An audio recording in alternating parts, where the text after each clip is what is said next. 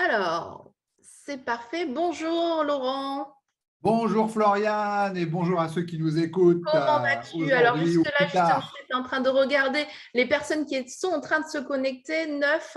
Je ne sais pas si c'est avec nous ou pas. Dans tous les cas, on commence à avoir un petit nombre qui se connecte. Merci Très pour bien. votre présence. Je ne sais pas si vous nous entendez correctement. Est-ce que vous nous entendez? Je vois Pierre-Alexis qui nous dit bonjour à tous, donc j'imagine que vous nous entendez fort et clair. C'est formidable, tu vois, Laurent. Tout à l'heure, on avait des problèmes de son et là, ça a l'air très bien. Bon, il n'y a jamais de problème de son. Ah, je vois Eric aussi. Bonjour, monsieur Debez. Alors, Laurent, pourquoi sommes-nous là aujourd'hui? On est là pour se poser des questions, il me semble. Des questions, tu as raison Enfin, Floriane. nous, on va plutôt te poser des questions parce que le but, c'est que toi, tu y répondes, hein. J'adorerais, À moins que tu j'adorerais aies qu'on me des pose des questions. questions. J'adorerais qu'on me pose des questions auxquelles je ne trouve pas de réponse. C'est vrai? Mais oui, ça, ce On serait va... stimulant. Ça peut être stimulant. Après, il faut quand même rester dans le thème de l'actualité juridique de l'IOBSP en 2022. C'est Néanmoins, tu es vrai, tu as d'accord raison, avec tu as moi quand raison. je te dis que c'est un thème large et qu'on devrait bien trouver des sujets pour, euh, pour échanger. Oui, on parle du marché du courtage en crédit, on parle du marché de l'intermédiation bancaire et en crédit, et ce sont des marchés qui bougent beaucoup. Ce n'est pas à ceux qui nous écoutent qu'on a besoin de le dire. Donc, dans ces marchés qui bougent beaucoup, il y a certainement des questions, des interrogations, des consternations, des indignations, et on est heureux de les partager ou d'y répondre ou de les éclairer si c'est possible, avec plaisir. Bon, justement, pour vous expliquer un petit peu comment ce webinaire va se passer, alors il va se passer un petit peu comme tous les webinaires, je dirais. Néanmoins, le but, c'est que vous puissiez poser des questions à Laurent. Alors, pour poser vos questions, vous avez un petit, je ne sais pas si on peut appeler ça un onglet, je ne pense pas, mais vous avez un petit chat que vous avez déjà trouvé pour certains dans l'onglet discuter. Donc là, il suffit simplement que vous puissiez prendre vos petits doigts et puis noter vos questions et moi, je les poserai à Laurent. Ou alors, vous avez un QR aussi où vous pouvez aussi poser vos questions. Donc, dans le but, en fait, c'est que vous puissiez échanger librement. Laurent et moi avons préparé une petite présentation, mais si d'ores et déjà vous avez des questions qui vous turlupinent, alors j'ai que ce mot-là qui me vient, je suis désolée, mais si vous avez des questions en fait que vous aimeriez poser à Laurent, n'hésitez pas à d'ores et déjà commencer à les noter. En sachant qu'en fait, on sait en tant que juriste, toi comme moi, que les normes, qu'elles soient des normes légales, qu'elles soient des normes réglementaires, contractuelles, nous, on a tendance à les exploiter, à vouloir les lire, à vouloir les comprendre. Mais c'est vrai que parfois, sur le plan opérationnel, on se demande, OK, très bien, maintenant, j'en fais quoi? Et ça concerne l'IOBSP comme l'IAS. Donc, justement, le but de ce webinaire, c'est de vous éclairer au maximum sur toutes les interrogations que vous pouvez avoir. N'hésitez pas. Laurent est là pour ça. Ça On aurait va pu être faire de un notre bon mieux. créneau. Floriane a raison. C'est quelque chose qu'on a à l'esprit beaucoup. On a vraiment à l'esprit de vous dire ou de vous suggérer ou d'essayer d'imaginer comment les choses peuvent se faire en pratique. Et Floriane a raison de souligner ce gouffre qui existe souvent entre la théorie, la norme, telle qu'on peut la comprendre, et puis comment je la mets en pratique. Et surtout, comment je la mets en pratique de façon efficace et fluide. Parce que très légitimement, personne n'a envie de passer ses journées à dérouler le code monétaire et financier. Et c'est une préoccupation que nous partageons. Je pense que pour rebondir en plus, c'est une préoccupation que nous partageons et qui est souvent opposée en fait avec la relation commerciale. Ce qu'on me dit, je ne sais pas si c'est des choses que tu peux entendre aussi de ton côté, Laurent. On peut me dire, oui, mais en même temps, si je fais tout ça, est-ce que ça ne va pas nuire à ma relation avec le client quand je l'ai en face à face, en lui faisant signer tout ça? Est-ce que le client ne va pas avoir peur? Il y a toutes ces interrogations aussi qui sont posées. Ça me prend du temps, je ne sais pas vraiment comment faire, etc. Deux choses, hein, il faut se parler franchement. La première chose, c'est que c'est évident que s'il n'y avait pas de normes juridiques, la relation commerciale serait plus fluide. Personne ne peut nier que la norme juridique est un frein à la relation commerciale. Elle n'est pas là pour fluidifier la relation commerciale. Donc, ce serait stupide de dire mais si, on peut faire comme si, on peut s'accommoder. Non, non, ce n'est pas vrai. Là, il faut parler franchement, et parler franchement, c'est dire que la norme est forcément polluante pour la relation commerciale.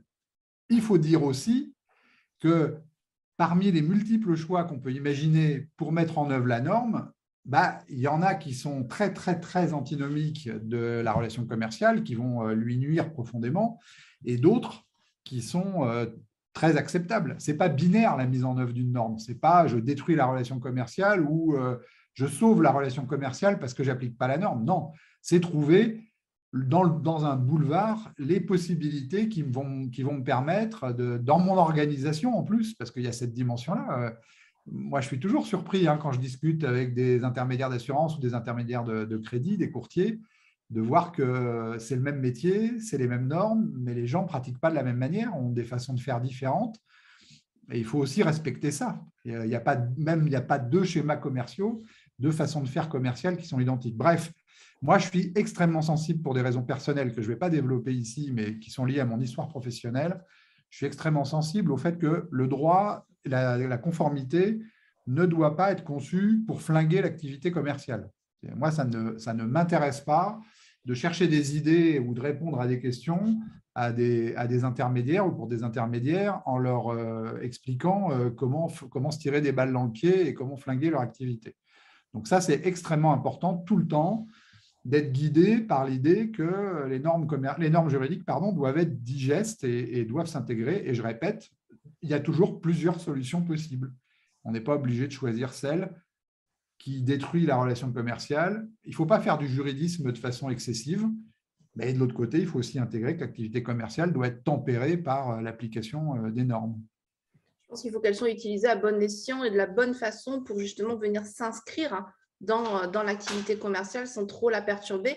Mais comme le dit Géraud, je pense aussi en la sécurisant, c'est-à-dire que le respect de la norme juridique revêt un aspect qui va sécuriser quand même le courtier ou le mandataire, enfin dans tous les cas le professionnel, alors qu'à la base, quand même, le but avoué de ces normes, c'est la protection de la clientèle.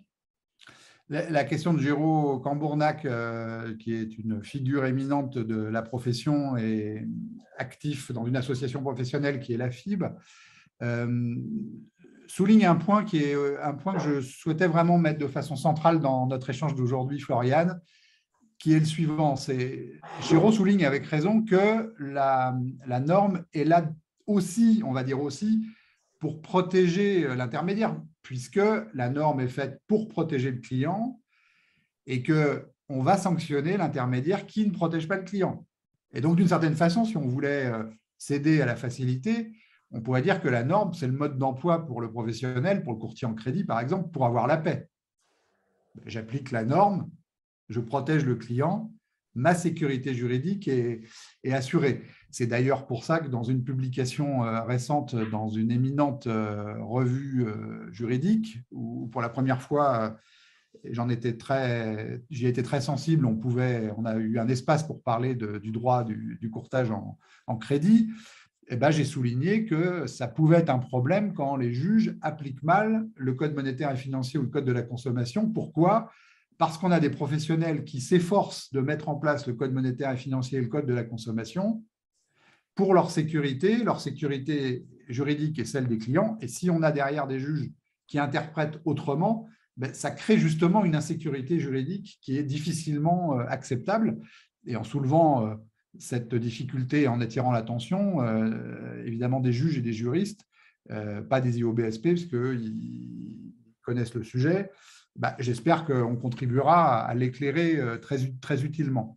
Mais donc voilà, c'est central de comprendre qu'en appliquant les normes, je protège les clients et on me donne le moyen de me protéger moi-même. Et ce que je trouve central, parce que cette année 2022 va être essentielle pour nos amis IOBSP, nos amis IAS, c'est la préparation de l'adhésion obligatoire à l'association professionnelle. C'est un des sujets dominants qui va surplomber toute cette année 2022. Comment je me prépare à être un membre heureux, épanoui d'une association professionnelle agréée? Voilà, ça c'est vraiment un sujet fort et il faut comprendre, quel que soit le sentiment que les uns et les autres peuvent avoir sur ce point-là, il faut comprendre qu'on va vers davantage de contrôle. On va vers davantage de surveillance, davantage d'examen. Vérification. On peut dire qu'aujourd'hui, on va arriver à 10 années pour l'IOBSP, à 10 années de vie de la réglementation d'IOBSP moderne, 15 janvier 2013. On va y arriver l'année prochaine, au moment de l'adhésion obligatoire aux associations professionnelles, enfin l'adhésion généralisée, puisque la première tranche pour les nouveaux venus, c'est le 1er avril. on peut dire que ça n'a pas été 10 années de contrôle débridé. On va pouvoir en reparler justement puisqu'on parlera de tout ce qui va être conformité à ce sujet-là. N'hésitez pas, comme je le disais tout à l'heure, si vous avez des questions à les noter ou vos remarques. Mais c'est vrai que comme tu le dis, Laurent, par rapport à l'ACPR, on a un regard un peu, je ne sais pas si le terme est critique, mais un regard finalement assez factuel par rapport à la quantité de contrôle, la quantité de sanctions depuis 10 ans. Les contrôles, Floriane, on sait qu'ils existent. Hein. Ceux qui nous écoutent en ont peut-être vécu les uns les autres. Il y en a, on sent ces vagues. Ce n'est pas comme les vagues du Covid. On ne va pas faire de comparaison facile entre les contrôles de la CPR et les épidémies. Ce serait pas de bon goût. Puis peut-être que la CPR va nous écouter en plus, donc on pourrait avoir des ennuis. Mais on sent ces vagues de contrôle, on sent les moments où il n'y en a pas, on sent les moments où elles sont présentes. Très clairement, là, on sent que fin d'année, début d'année 2022, il y a des contrôles sur différents sujets. Mais ça, on ne le sait pas. On ne le sait pas. On le sait quand on discute les uns les autres. Il n'y a pas d'indicateur de l'activité de contrôle. Il y a le rapport annuel, disons qu'on le saura dans un an. Quelques tendances aussi sur l'année à venir. Parfois, le rapport, on nous explique que telle année, on va s'intéresser en particulier sur la protection de la clientèle. Dans tel sujet. Oui, est-ce qu'on aimerait d'ailleurs en voir la couleur, parce qu'on voit que la CPR ne s'intéresse pas énormément à la protection de la clientèle. Mais en tout cas, ce qu'on voit de façon objective, là pour le coup, ce n'est pas critiquable, c'est les décisions de la commission des sanctions. Vous aurez dans le support qu'on a construit avec Floriane un tableau qui donne juste l'idée du panorama des sanctions de 2021. Il y a 0 sanction pour les intermédiaires d'assurance et il y a 0 sanction pour les intermédiaires bancaires. Tu peux le montrer. Exactement. Donc, ça c'est une réalité factuelle. Il y a des contrôles. En 10 ans, il n'y a pas eu une sanction à la commission des sanctions pour un intermédiaire bancaire. Donc, on peut avoir le sentiment, un intermédiaire bancaire aujourd'hui, les juges, je l'ai dit rapidement tout à l'heure, commencent à s'intéresser à l'intermédiation en opération de banque. On commence à avoir un petit flux de décisions. Personnellement, je trouve que ça devient assez… ça pousse. On voit que les clients ont compris que quand il y avait un intermédiaire bancaire, il pouvait y avoir des sujets de responsabilité et que ça, c'est beaucoup plus marqué qu'il y a 10 ans. Il n'y a pas de photos, mais là aussi, on manque de statistiques. On peine à avoir des statistiques exhaustives sur les procès qui sont faits des intermédiaires, par exemple. Sur instance notamment. Voilà, mais on le voit, on commence à avoir des arrêts de cour d'appel, ceux que j'évoquais tout à l'heure, donc on voit quand même qu'il se passe des choses. Bref, on va le dire très tranquillement, pour l'intermédiaire bancaire, pour le courtier en crédit, les 10 années écoulées n'étaient pas 10 années de contrôle débridé. On ne se sentait pas, si on était courtier, totalement opprimé par le contrôle. Là, clairement, on va changer de monde. On va changer de monde avec la réforme sur le courtage, avec l'adhésion obligatoire aux associations professionnelles, même si je sais que le terme de contrôle est évidemment est banni du vocabulaire, puisqu'il n'est pas prévu dans la loi pour les associations de contrôler. Le contrôle reste la prérogative de la CPR, mais les associations vont avoir à accompagner et à surveiller. Et puis, on voit bien que, de toute façon, il y a une intensité de contrôle supplémentaire qui est mise dans l'adhésion à l'association professionnelle qu'on ne trouve pas dans l'immatriculation à l'ORIAS.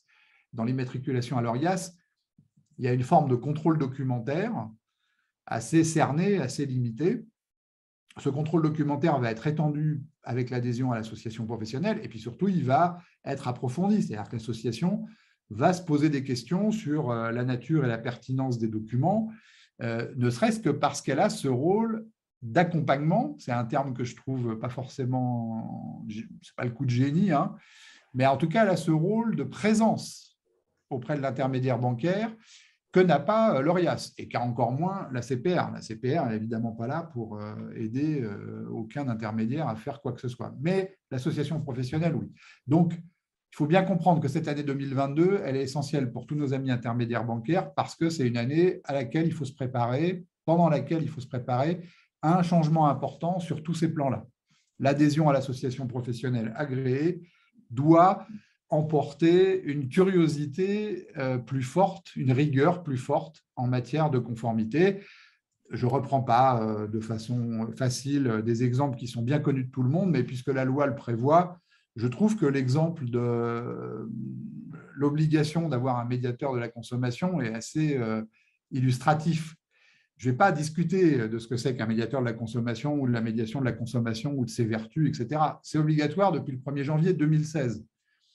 Il y a un nombre considérable d'intermédiaires, de courtiers qui n'ont pas de médiateur de la consommation. Alors même qu'il y a eu des changements légaux très importants sur ces aspects-là récemment, et notamment l'obligation de passer par une voie alternative de résolution de sanctions comme la médiation pour les litiges inférieurs à 5 000 €. C'est une obligation. Normalement, on ne peut pas se présenter au tribunal maintenant sans avoir tenté une voie alternative. Et oui, la médiation est pas mal pour ça. Et ben, tout ça, c'est méconnu, ignoré, sans aucune remarque, sans aucune observation, sans aucune sanction. Donc, c'est juste un exemple pour dire qu'on a quand même une préoccupation qui n'est pas très également partagée chez les intermédiaires bancaires, une préoccupation de conformité qui n'est pas très également partagée. Et donc, voilà, il y a cette question qui est centrale, qui est comment on peut faire pour aider les intermédiaires à se poser des bonnes questions sur leur conformité sans leur prendre la tête, sans leur casser la tête non plus. Comment on peut amener des gens qui n'ont pas de goût pour les questions juridiques ou pour ces questions de contrôle à comprendre que la conformité, c'est la sécurité, c'est moins de tracas quand on est devant un juge, devant un tribunal ou contrôlé par la CPR. Voilà, c'est ça l'enjeu, les questions qui sont les nôtres aujourd'hui. Alors, j'ai une question d'Éric et j'en ai aussi une me concernant la conformité. Une question revient souvent. Est-ce que les MIOB, enfin les MIOBSP, donc les mandataires d'intermédiaires, sont tenus d'avoir leur propre service de médiation et de réclamation ou bénéficient-ils des dispositifs de leur mandant courtier? Il faut retenir pour les mandataires d'intermédiaires en opération de banque, les fameux MIOB, c'est que ce sont d'abord des IOBSP.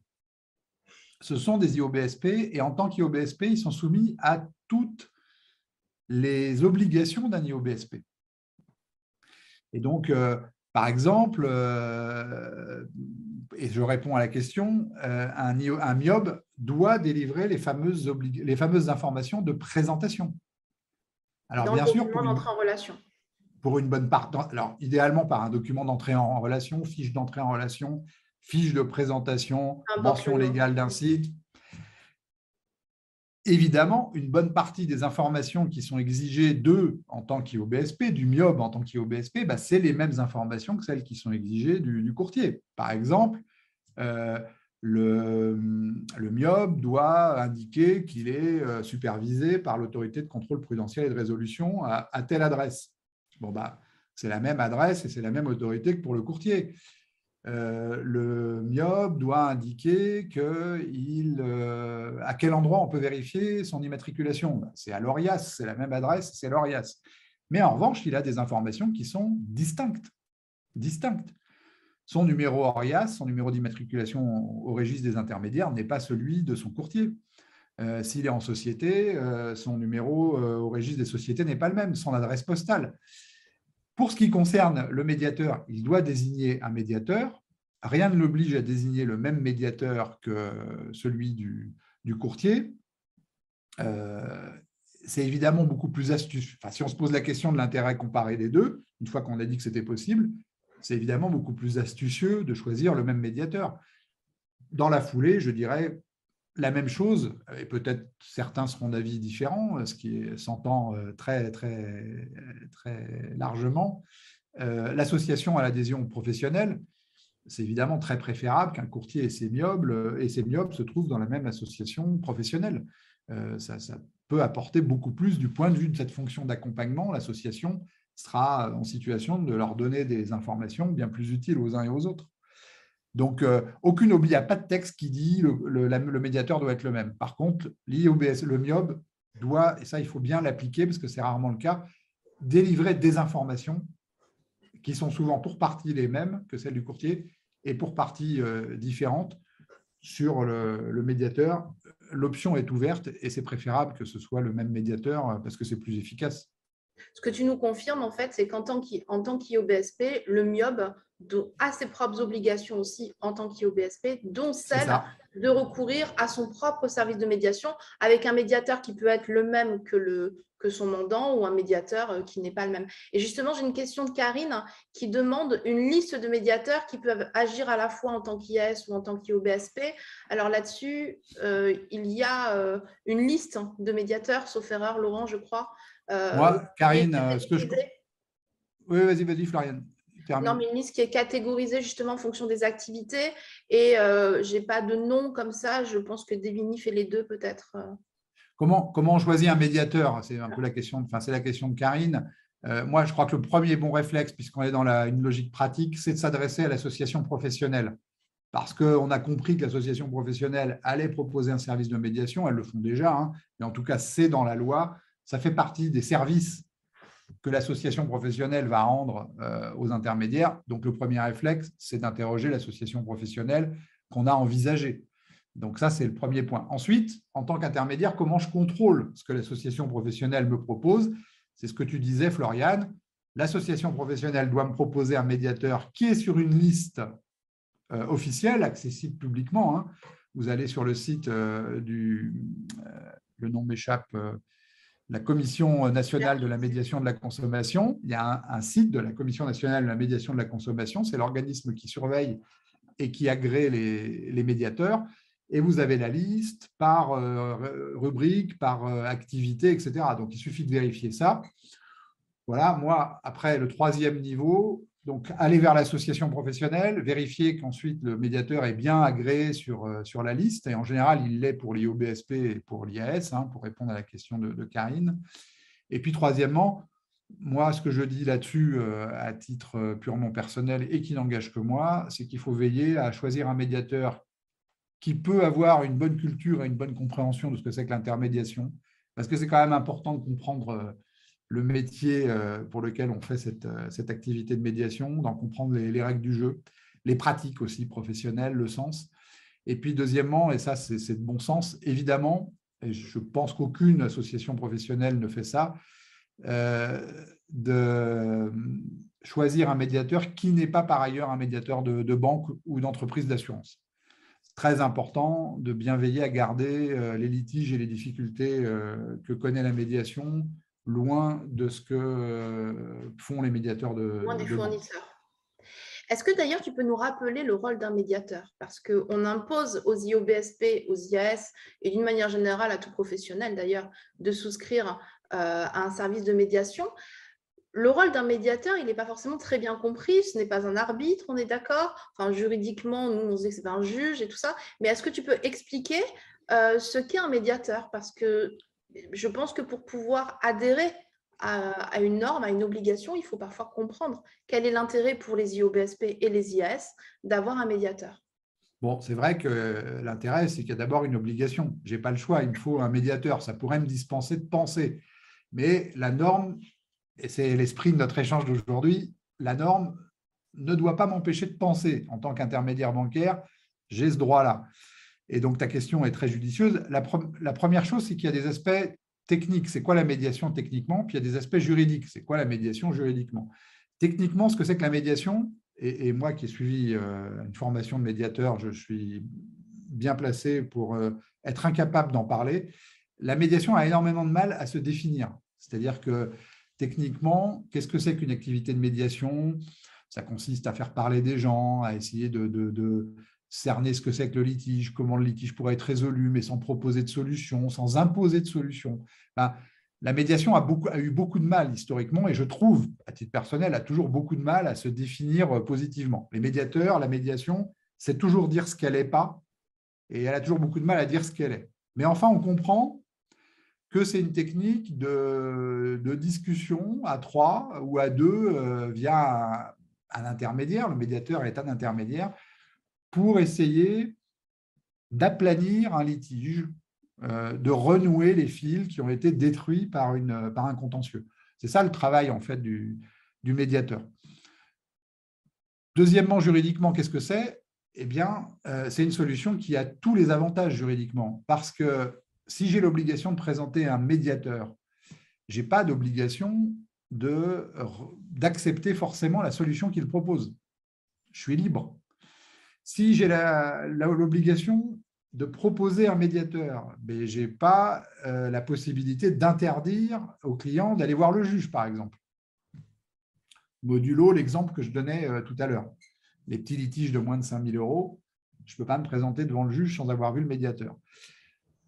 Donc, ça a quand même des avantages assez efficaces. Pour simplifier la réponse et pour simplifier la conception qu'un intermédiaire peut s'en faire, il faut bien comprendre le contexte. Le contexte, c'est qu'on a une justice qui n'est pas dans un état de santé extraordinaire, qui ne fonctionne pas de façon exemplaire. C'est long. Et voilà, il n'y a pas besoin de s'apesantir beaucoup sur le sujet. Le recours à ces techniques alternatives de règlement des litiges, c'est une manière de privatiser les contentieux, de dire on reporte sur des personnes privées la gestion des litiges, avec l'espoir de deux espoirs qui sont ceux qu'on a légitimement quand on se tourne vers un juge, qu'on réponde correctement à la demande et deuxièmement que ça aille vite. On sait aujourd'hui que la justice ne répond pas correctement aux demandes et surtout qu'elle le fait très lentement. Donc, ce qu'on attend d'un médiateur, c'est cette efficacité-là pour traiter des litiges qui sont malgré tout des petits litiges de consommation. Pour un IOBSP, ça va être des litiges classiques, les litiges qu'on retrouve au tribunal, donc les litiges sur le refus de prêt. Il n'a pas fait ce qu'il fallait pour trouver le prêt, c'est de sa faute. Des litiges sur la rémunération de l'intermédiaire. C'est moi, le client, qui ai fait tout le boulot, donc je ne lui dois rien. Voilà, c'est essentiellement ces sujets-là. Et puis le défaut de conseil, qui est un sujet qui commence à apparaître dans l'esprit des clients et dans les tribunaux aussi. Tout le monde a compris que le courtier en crédit, ça c'est quelque chose qu'on doit rappeler, le courtier en crédit a une obligation de conseil que n'ont pas les autres IOB. Justement là-dessus, juste avant de préciser, alors Géraud nous disait en effet que c'était bien la commission d'évaluation et de contrôle de la médiation de la consommation et tu voulais justement parler du devoir de conseil du courtier IOBSP, puisqu'il faut qu'on regarde, on a quand même un peu de temps, mais voilà. Donc le devoir de conseil, tu disais le défaut de conseil aujourd'hui, c'est quand même quelque chose que tu vois toi de plus en plus en tant qu'avocat? C'est quelque chose qu'on voit apparaître, hein, encore une fois, parce que les clients et leurs avocats ont compris qu'il y avait une obligation de conseil chez le courtier. Donc, on a quelques petits arrêts de cour d'appel depuis quelques années, mais pas forcément édifiants. Là, ce qu'on voit dans un arrêt assez récent de la fin de l'année 2021, donc ici, on rappelle, hein, sur le transparent que vous avez devant les yeux, on rappelle les deux grands principes de l'obligation de conseil. Recommander et dire pourquoi, motiver les raisons de cette recommandation. Il faut bien comprendre que tant qu'un courtier ne fait pas ces deux actes, recommander, dire pourquoi, et j'ajouterais, parce que c'est le traditionnel du triptyque, garder la preuve de tout ça, tant qu'on n'a pas ces trois actes-là, recommander, motiver la recommandation et garder la preuve, on n'a pas délivré de devoir de conseil. Donc ça, cette activité de conseil, on commence à voir effectivement qu'elle s'applique, qu'elle commence à s'appliquer et qu'elle peut s'appliquer assez largement. Dans l'exemple qui m'a frappé de l'arrêt de la fin d'année 2021, on a un client qui reproche tout simplement au courtier en crédit de ne pas l'avoir alerté sur les nouvelles dispositions qui allaient arriver en matière de prêt à taux zéro. Et on voit, c'est ça qui est intéressant et que je veux souligner auprès de vous, on voit que le juge ou l'avocat du client, ou les deux, hein, a bien compris qu'il y avait un devoir de conseil. Hein. Il appartient au courtier, tenu d'un devoir de conseil, adapté à leur situation personnelle et à leurs attentes. On voit vraiment que là, on est dans une définition qui fait du ski nautique derrière la définition légale. Hein. Elle est très propre. De démontrer qu'il s'est acquitté de ses obligations, etc. Donc ça, c'est la problématique de preuve. Et là, on voit que le juge rattache un sujet quelconque. Ici, le client qui dit « j'aurais dû être informé de ces nouvelles dispositions du prêt à taux zéro parce que c'est exactement ce qui m'intéressait, c'est ce qu'il m'aurait fallu. Elles étaient là, le courtier ne m'en a pas parlé, la banque non plus, hein, au passage. » Bon, le client aussi. Ce que tu dis, c'est que le devoir de conseil repose bien sur le courtier et pas sur l'établissement bancaire. Alors ça, c'est fondamental. C'est fondamental parce que ça, il faut vraiment, on ne le répétera jamais assez, je crois, mais vraiment comprendre que le courtier a un devoir de conseil en crédit et son MIOB. Les IOBSP, les autres IOBSP, les mandataires les mandataires d'établissements de crédit n'ont pas de devoir de conseil et les banques n'en ont pas non plus. Ça, il faut le répéter, il faut se le mettre dans la tête. Il faut se le mettre dans la tête en se rappelant que les banques se battent pour ne pas avoir de devoir de conseil en crédit. C'est pas le fruit d'un accident ou d'un hasard. Les banques n'ont pas de devoir de conseil en crédit parce qu'elles se sont battues pour imposer autre chose et pour refuser de délivrer du devoir de conseil en crédit. Alors justement, c'est un autre sujet, mais Pierre-Alexis nous expliquait tout à l'heure que c'est un sujet d'ailleurs qui t'a fortement intéressé. Les normes qui régissent l'activité des IOBSP sont vertueuses, hein. Néanmoins, nos partenaires, entre guillemets, bancaires, le sont un peu moins. Le refus de prise en charge des dossiers hors convention, malgré mandat signé, est un blocage pour nous encore, mais surtout une pratique contraire à l'intérêt des clients qui nous font confiance. Ça reprend un peu ce que tu disais par rapport au lobby bancaire. Ça, c'est la constante la plus scandaleuse et on espère qu'à force de la dénoncer, de la répéter ou de la traiter sous différents angles, je vais donner un exemple récent là-dessus, on espère qu'en dénonçant le fait que les banques ne respectent pas le droit, là, dans l'exemple qui est donné par Pierre-Alexis, on a tout simplement des prêteurs français agréés qui décident d'ajouter des conditions pour exercer le courtage que la loi ne prévoit pas. Ils ajoutent une condition qui est je dois avoir une convention de partenariat avec le courtier. Sinon, le mandat, je ne sais pas ce que c'est. Tout ça, c'est scandaleux. Tout ça, c'est en dehors du droit. Tout ça, c'est en dehors de la loi. Et donc, ça fait 2 ans aujourd'hui qu'on dénonce ces sujets-là. On comprend que les banques commencent à bouger, mais que ce n'est pas encore forcément massif ou unanime. Mais en tout cas, c'est en continuant à les dénoncer. Alors là aussi, beaucoup de représentants d'IOBSP, beaucoup d'associations professionnelles se mobilisent sur ce type de sujet. Donc, c'est aussi en se mobilisant, c'est aussi en ne renonçant pas, même si c'est désagréable, même si c'est long, etc. Bon, l'exemple que je veux prendre là récemment, c'est un article la semaine dernière dans Capital.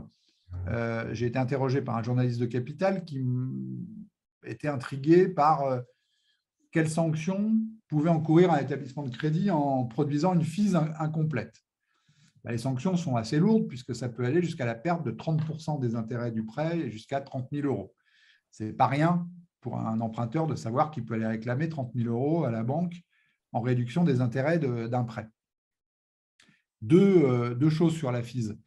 Je passe sur la FIS qui n'est pas remise. Bon, on va partir du principe que là, pour le coup, les banques ne sont pas forcément vertueuses, mais elles ont des services de conformité. À défaut d'être vertueuses, elles sont attentives et en général, elles remettent la FIS. Mais on sait qu'elles la remettent de façon incomplète. Or, la FIS incomplète est sanctionnée. La FIS incomplète est sanctionnée, notamment si la banque ne mentionne pas l'existence d'un intermédiaire, d'un courtier. Parce qu'il y a une case pour ça. Quand la banque sait qu'il y a un courtier et qu'elle ne place pas le courtier dans la FIS parce qu'elle a décidé de l'occulter, parce qu'elle a décidé que son mandat n'existait pas, parce qu'elle a décidé que tout ce qu'elle veut, c'est une faute. Le courtier est là, le client a un mandat, il peut prouver qu'il a eu recours à un courtier, etc. Deuxième exemple que je ne développe pas, la FIS doit elle aussi reprendre un TAEG complet.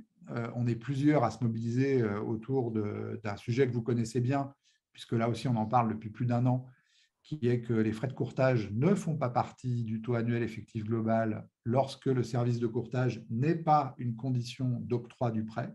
Lorsque le service de courtage n'est pas imposé par la banque n'a pas à rentrer le calcul des honoraires du courtier dans le TAEG. Quand elle le fait dans une FIS, elle produit une FIS fausse, et ça, c'est un deuxième sujet de sanction. Donc, Pierre-Alexis nous dit que le mouvement n'est pas si répandu que ça, ce que j'entends, mais je reste profondément convaincu que ce n'est pas pour autant qu'il faut baisser les bras. Encore une fois, plusieurs se mobilisent autour de ce sujet-là, qu'on appelle à tort la reconnaissance du mandat. Le mandat n'a pas spécialement besoin d'être reconnu. Mais la réalité juridique, c'est que la banque n'a pas à imposer des conditions supplémentaires à l'exercice du courtage. Le fait de détenir un contrat de mandat suffit à un courtier pour représenter le client devant la banque et la banque n'a pas à discuter cette situation juridique. Donc, je suis parfaitement conscient très vivement conscient et scandalisé de cette situation. Alors, là aussi, je me répète, mais qui tient aussi à quelque chose de profondément injuste, qui est que les banques ne sont pas contrôlées dans leurs pratiques commerciales. Les banques sont contrôlées sur des tas de choses, mais dans leurs pratiques commerciales, que ce soit en assurance emprunteur, qui est un vrai sujet, les pratiques commerciales des banques en assurance emprunteur, c'est un sujet au moins aussi important que la résiliation, qu'on vient d'obtenir, que la loi vient d'obtenir, mais que les banques ne soient pas contrôlées dans leurs pratiques commerciales crée ce genre de situation. Que les banques ne respectent pas la loi, c'est une chose. Alors qu'elles distribuent elles-mêmes aussi des services bancaires. Bien sûr, qu'elles le font directement, mais que les banques ne soient pas contrôlées dans leurs pratiques commerciales, c'est simplement scandaleux. On est dans un pays où cet aspect-là est scandaleux. Karine nous dit, et juste avant de passer justement toujours sur les banques, mais Karine nous dit, est-ce que tu sais s'il existe des jurisprudences ou une jurisprudence significative concernant le sujet de refus de prise en charge par les banques malgré l'existence d'un mandat? Non. Alors, c'est la deuxième difficulté, c'est que on n'a pas d'affaires portées devant les tribunaux et de sanctions jurisprudentielles connues à ces sujets-là. On n'a pas de contrôle des pratiques commerciales du côté de la CPR, donc une indifférence à ce sujet-là, alors que la CPR est régulièrement informée. Et là encore, les associations professionnelles font le travail pour faire part de cette difficulté-là et de leur incompréhension aussi. Hein. Tout ça est relayé, tout ça, c'est des choses qui sont nouvelles aussi. Hein. Il n'y avait pas d'association professionnelle aussi structurée il y a quelques années. Enfin bon, voilà. Donc, c'est des choses qui sont maintenant dites, qui ne sont plus tues, qui ne sont plus invisibles. Donc, tout ça est porté, mais il n'y a pas non plus de décision devant les tribunaux. C'est une question difficile parce que quand on est un client, aller faire un procès à une banque parce qu'elle refuse de reconnaître le courtier, ce n'est pas forcément une démarche très, très évidente, quoi. Donc, c'est aussi assez compliqué. Moi, j'avoue, en tout cas, je le vois comme assez compliqué de trouver une occasion d'aller saisir un tribunal pour ce sujet-là. Surtout que le but du client, c'est d'obtenir son prêt. Donc, s'il ne l'obtient pas par son courtier, entre guillemets, et qu'il l'obtient quand même, il ne saisira aucune juridiction. Il n'aura plus vraiment de fondement, d'ailleurs. Et on voit le décalage monstrueux qu'il y a entre les 2 mois que j'ai pour obtenir un prêt, enfin, quel procès je vais faire. Enfin, il faut vraiment avoir, je ne vais pas dire du temps à perdre, mais qui va se lancer dans 2 ans de procès parce qu'il a peiné pendant 2 mois, les gens règlent leurs problèmes. Les courtiers en crédit font en général des acrobaties absolues parce que c'est les seuls professionnels qui sont véritablement au service des clients dans l'affaire. Donc, ils font tout pour aplanir les difficultés, ils font tout pour trouver le prêt quand même. Voilà, ils font des pieds et des mains. Et donc, au final, le client a obtenu le prêt. Il ne va pas forcément se lancer dans des procès de grande ampleur. Donc, c'est une question, il n'y a pas de jurisprudence. Moi, je n'en connais pas en tout cas. Et c'est une question qui reste entière parce que, de fait, je ne sais plus qui a posé la question. Céline, tu m'as dit.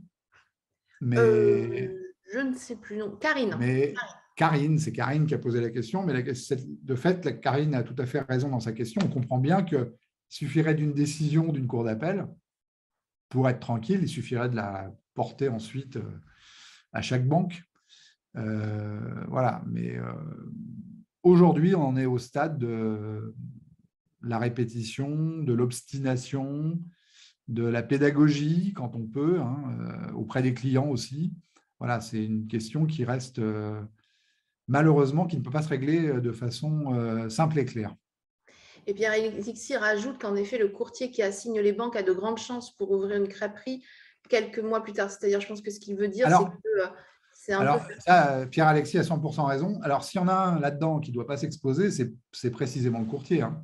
Bien sûr. C'est précisément le courtier. Donc, celui qui doit s'exposer, c'est quelqu'un d'autre, c'est un représentant d'IOBSP, c'est quelqu'un d'extérieur comme je peux l'être, c'est votre avocat de tous les jours, c'est qui vous voulez, mais voilà, le courtier, ça n'a Et là, pour le coup, si aucun c'est sens. devant une juridiction, il faut un intérêt à agir. Et pour le coup, un avocat ne va pas pouvoir le faire de cette façon-là. C'est-à-dire que ça va être une association professionnelle, peut-être, qui peut éventuellement le faire. Au Oui, nom mais de encore une fois, Floriane, il faut trouver le point de départ, c'est la- un client qui a envie de la démarche. Et je dirais même, sans détailler, parce que voilà, mais c'est aussi un client qui a envie de la démarche avec un dossier suffisant. Avec un Parce préjudice que, derrière.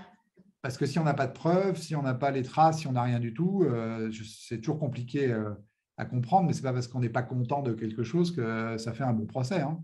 Non, non, il faut un préjudice. Alors, Karine nous dit en riant, un courtier à la retraite ou presque, ça peut être possible. Oui, j'y pensais, Karine, en répondant tout à l'heure. Ça fait partie des hypothèses qu'on a évoquées. Mais le courtier à la retraite, d'abord, il n'est pas facile à dégoter. Il faudrait mettre la main dessus. Et puis, j'aurais tendance à penser que comme le client qui s'est débarrassé de ce fardeau, il n'a pas forcément très envie de démarrer sa retraite. Il a plutôt envie de prendre un cours de guitare ou d'aller faire un petit morceau de tour du monde ou de mettre les pieds dans l'eau turquoise plutôt que de démarrer par un procès. Et justement, alors là, je passe un peu du coq à l'âne, mais les courtiers aujourd'hui sont soumis, on l'a dit, à cette réforme sur le courtage à venir, et puis à quelque chose qui est entré en vigueur au 1er janvier, les normes, entre guillemets, du HCSF. Est-ce que tu peux nous en parler un petit peu de cette Ça, c'est question très importante? intéressant, Floriane, et je suis heureux qu'on puisse échanger aujourd'hui et je remercie ceux qui sont là pour avoir la gentillesse de nous écouter et de prêter attention à ces points. Le sujet est extrêmement simple. Bon, soit on dit les normes du HCSF, ça ne pose pas de difficulté, c'est un truc de plus, c'est quelque part, c'est le problème des banques, c'est des normes d'octroi de crédit, etc. Bon, OK, on peut dire ça ne pose pas de difficulté, c'est qu'une lourdeur administrative française de plus, on ne la comprend pas, mais ça n'entraîne pas à conséquence. On s'est posé la question de savoir si les normes du HCSF pouvaient avoir des conséquences sur l'activité de l'IOBSP et tout à fait dans l'esprit de ta question tout à l'heure, comment l'IOBSP peut y répondre facilement. Pour faire court, on s'aperçoit que les normes du HCSF, telles que vous les avez là rappelées devant les yeux et vous les connaissez bien, viennent faire quoi? Elles servent à quoi? C'est quoi leur fonction? Leur fonction, c'est de prévenir le crédit excessif. Et c'est à peu près les termes qui sont utilisés par la décision du HCSF et par toutes les constructions juridiques qui sont faites pour soutenir l'activité du HCSF. Il est là pour prévenir le crédit excessif ou l'octroi de crédit excessif à des particuliers. Une fois que vous avez dit ça, vous vous dites, c'est très simple, je caricature à peine, je caricature pour l'efficacité du propos. Une fois que vous avez dit ça, ça revient tout simplement à dire qu'un crédit excessif, c'est un taux d'endettement ou d'effort à l'octroi, hein, c'est la nouvelle définition, c'est un taux d'endettement supérieur à 35% et une durée de prêt supérieure à 25 ans. Donc, c'est super basique. Plus de 35% prêt excessif, plus de 25 ans prêt excessif, 25 ans et plus de 25 ans et plus de 35%, il n'y a pas photo, excessif aussi, et en dessous, tout va bien. Or, toutes les obligations précontractuelles de l'IOBSP sont faites, notamment l'obligation de conseil, une autre qui s'appelle l'obligation de mise en garde, sont faites pour protéger le consommateur. Protéger le consommateur, quand on parle d'emprunteur, c'est protéger l'emprunteur contre le crédit excessif. Donc, soit je dis, je continue à délivrer mes obligations précontractuelles de mise en garde, de conseil en crédit quand je suis courtier, en ne m'occupant pas de ce qui est arrivé le 1er janvier 2022, c'est-à-dire les stupides normes du HCSF. Elles sont stupides pour plein de raisons. Elles ne sont pas très fines. Rien ne prouve que les ménages français soient dans l'excès d'endettement. Tout nous dit l'inverse d'ailleurs. Et en plus, ça a été fait sans aucun débat, sans aucune discussion, sans aucune mise à disposition des sources. On est dans un mode de fonctionnement qui est là aussi assez révoltant, puisque le HCSF revendique un mode de fonctionnement et de décision discrétionnaire. C'est le terme exact qui est employé. Alors, quand vous avez dans un environnement, je ne vais pas dire démocratique, mais en tout cas une économie ouverte, des injections de normes qui sont faites de façon discrétionnaire, c'est quand même pas super brillant. Donc, on a aujourd'hui le HCSF qui vient dans notre dos, sans nous le dire, définir ce que c'est qu'un crédit excessif, et puis on a des IOBSP qui délivrent des obligations précontractuelles qui sont faites pour protéger les emprunteurs contre un crédit excessif. Ben, la conclusion, qui est juste une réflexion, chacun fait ce qu'il veut avec les éléments que je suis en train de donner, c'est de dire l'IOBSP, notamment le courtier, mais pas seulement, a tout intérêt à intégrer les normes du HCSF à la délivrance de ces obligations précontractuelles. Et en particulier dans les cas où le crédit obtenu est supérieur à 35% de taux d'endettement ou supérieur à 25 ans, puisqu'on sait qu'on a cette marge d'exception. Ces 20% existent.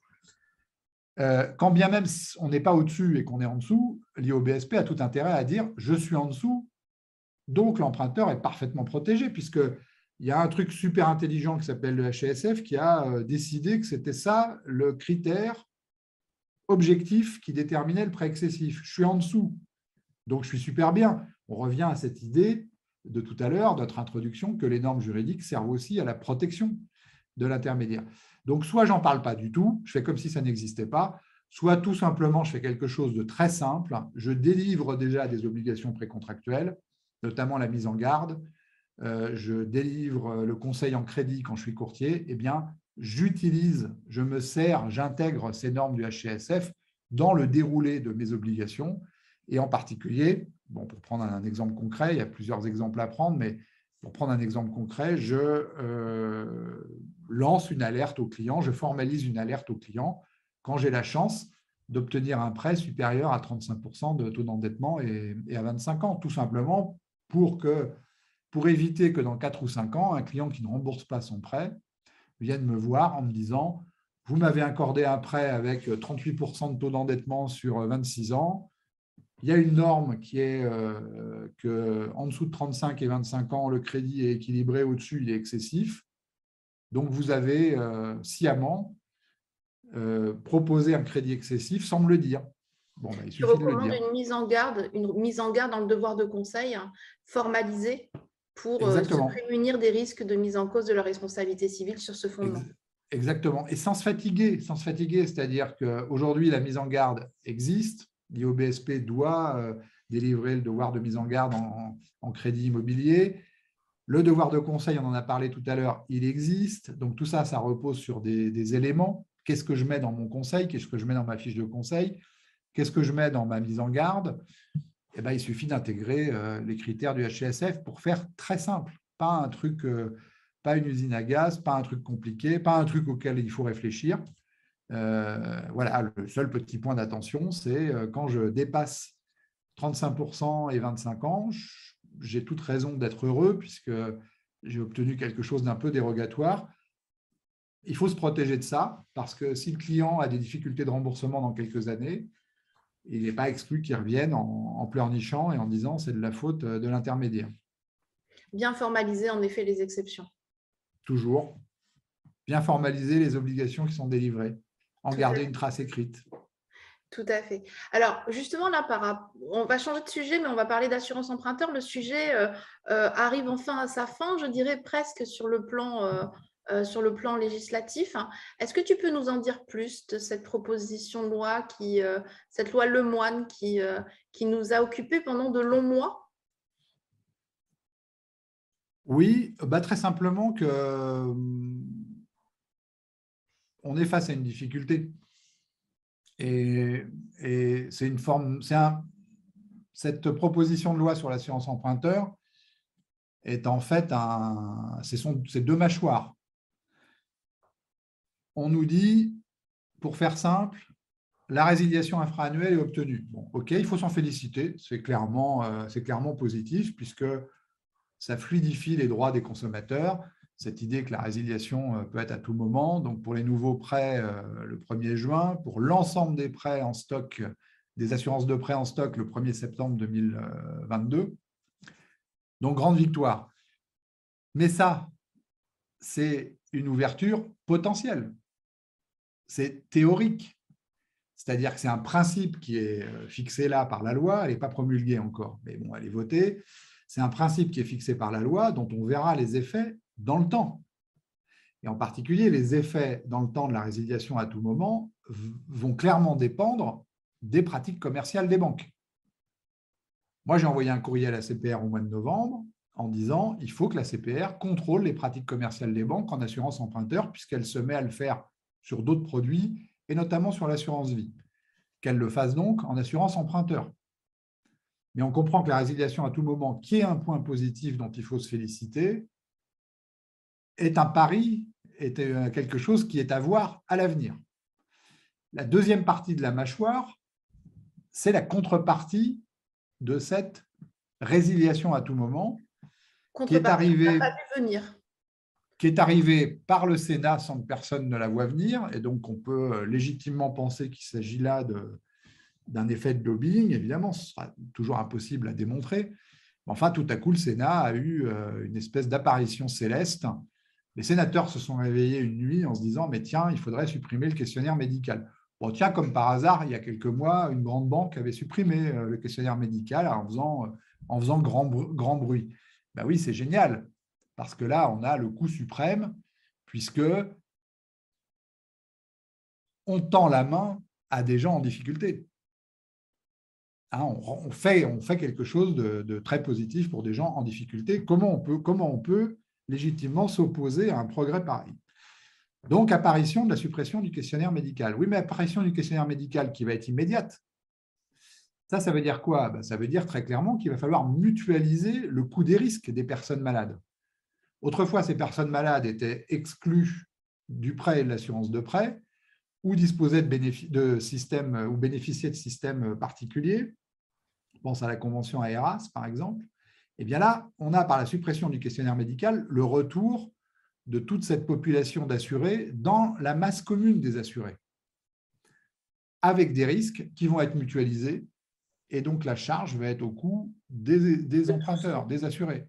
Et donc, ce qu'on peut imaginer très légitimement, et c'est à ça qu'aujourd'hui réfléchissent très activement les assureurs d'assurance emprunteur, c'est qu'il va y avoir une augmentation des tarifs. Et donc, sans faire de science-fiction trop exagérée, on peut penser que la loi sur l'assurance emprunteur, c'est résiliation à tout moment pour le futur, on verra, contre tout de suite une augmentation des prix du fait de la mutualisation des risques consécutive à la suppression du questionnaire médical.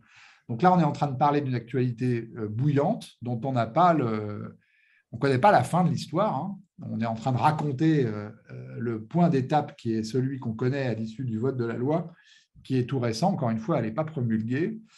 Bien sûr, on nous dit qu'il n'y a pas de difficulté, que c'est un progrès extraordinaire pour la société, etc.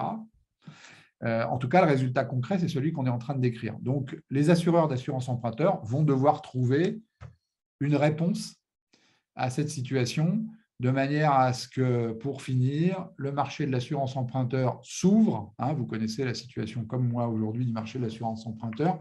De manière à ce que ce marché s'ouvre. S'ouvre, ça veut dire quoi? Ce n'est pas de donner des parts de marché à des gens dans le besoin. C'est faire droit aux demandes des consommateurs. Aujourd'hui, le consommateur français n'est pas libre de choisir son assurance emprunteur. Il se voit imposer par différentes manières l'assurance emprunteur de groupe, du prêteur, de l'établissement bancaire. 9 assurés sur 10, tout le monde connaît ces chiffres maintenant, 9 assurés sur 10 en France choisissent le produit d'assurance emprunteur 2 fois plus cher. On sait aussi que les banques font pression sur les IOBSP pour éviter les délégations d'assurance emprunteur. Bien sûr. C'est pour ça, par exemple, je ne vais pas remettre une lampée d'huile sur le réchaud, mais c'est pour ça que la question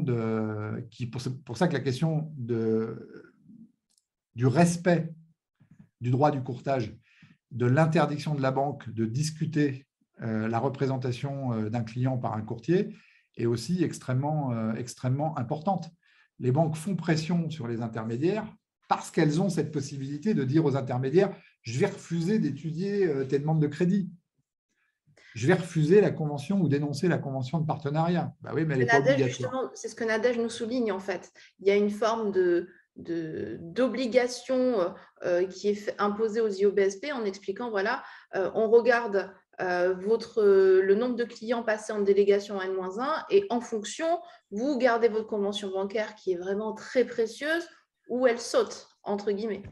D'où l'intérêt, encore une fois, c'est le courrier que j'ai envoyé à la CPR au mois de novembre, d'où l'intérêt, c'est fondamental, il n'y aura pas de progrès en assurance emprunteur tant qu'on n'obtiendra pas que la CPR contrôle les pratiques commerciales des banques. Si personne ne réclame de la CPR le contrôle des pratiques commerciales des banques en assurance emprunteur, qu'est-ce qu'elles font avec les clients? Qu'est-ce qu'elles font avec les courtiers? On peut ajouter aussi la surveillance des portefeuilles. Les banques surveillent leurs portefeuilles pour s'assurer que les courtiers ne vont pas refaire des propositions. Et là, ça va être évidemment le cas avec la résiliation à tout moment. On peut être à peu près sûr que chaque courtier, ça tout le monde le sait, voilà, il n'y a pas de secret d'État non plus, aura son petit tableur Excel dans la banque avec un suivi exact des résiliations qui seront faites sur le portefeuille, entre guillemets, dont il est à l'origine. Donc, voilà. En plus, tu le disais tout à l'heure, le fait qu'il ne va plus y avoir de questionnaire médical dans des montants quand même déterminés, et puis la fin du droit à l'oubli, ou plutôt le droit à l'oubli qui est réduit, va entraîner une augmentation de la prime. Donc, je pense que même l'intérêt de résilier son contrat risque, pour certaines personnes, de baisser au niveau tarifaire. Bien sûr. Donc, de trouver un intérêt qui va être réduit. Bien sûr. Bien sûr. Donc, la partie n'est pas terminée. C'est surtout ça que je veux dire. C'est qu'aujourd'hui, on sort d'une phase où le résultat est celui qu'on vient d'exposer. La balle est dans le camp des courtiers, grossistes, spécialistes en assurance emprunteur, évidemment des assureurs spécialistes en assurance emprunteur. Alors là aussi, moi, je ne veux pas mettre de l'optimisme à tout crin de façon forcenée, là où il n'y en a pas forcément, hein, ce n'est pas l'objectif, mais très objectivement, en assurance emprunteur, ça fait 50 ans que les banques se régalent.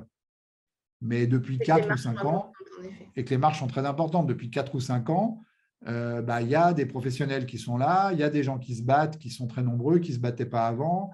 Les associations professionnelles de courtiers sont aussi très sensibles à ces sujets-là et le mettent sur la table de façon régulière auprès des pouvoirs publics. C'est des sujets, je ne dis pas que le résultat est satisfaisant, je dis juste qu'aujourd'hui,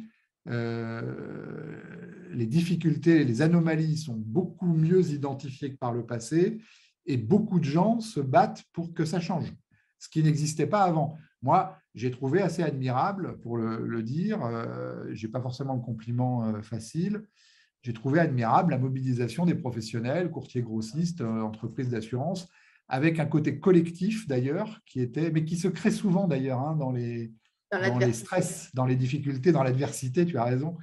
Voilà, cette espèce d'agressivité croissante des prêteurs sur ce sujet-là depuis des années a créé un collectif de professionnels qui aujourd'hui est très mobilisé, encore une fois pour défendre quelque chose qui est la liberté de choix de l'emprunteur en assurance emprunteur.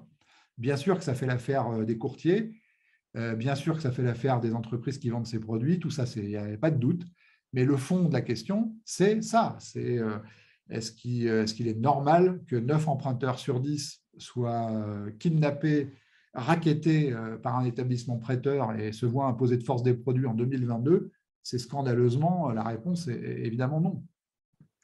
Alors Laurent, on arrive sur la fin. J'aimerais juste conclure justement sur la conformité. On en a beaucoup parlé. Je pense que ce qu'on aimerait dire finalement, c'est qu'il est important d'ores et déjà, pour prendre en compte toutes les réformes et puis même les choses qui sont déjà ancrées depuis un certain temps dans l'univers des IOBSP, d'évaluer sa conformité, d'être en conformité. Est-ce que tu peux juste nous dire, puisque je sais que tu fais de la conformité aussi, de même que Peritus d'ailleurs, si tu as des demandes peut-être qui sont de plus en plus croissantes, est-ce que tu vois une forme d'anxiété chez certains IOBSP ou pas? Qu'est-ce que tu ressens de ton côté? L'anxiété qu'on peut ressentir, c'est celle d'un intermédiaire qui vient parce qu'il est contrôlé par la CPR ou parce qu'il a reçu une lettre de la DGCCRF, en général parce que le client s'est plaint, ou une assignation au tribunal. Et malheureusement, cette anxiété-là, elle est très difficile à apaiser objectivement quand l'intermédiaire n'a pas fait les démarches de conformité. On peut pas, la machine à remonter le temps n'existe pas. Donc, ce que tu conseilles, C'est c'est l'information du jour. d'anticiper tout ça. On est d'accord.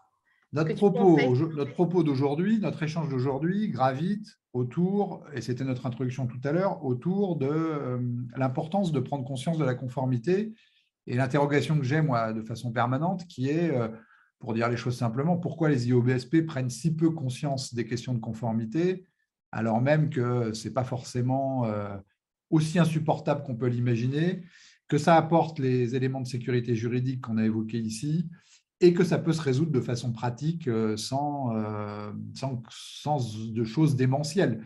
Ça ne change pas l'existence, ça ne bouleverse pas l'existence, ou en tout cas, si ça la bouleverse, c'est positivement, mais ça ne change pas la vie de façon affreuse de se préoccuper de conformité.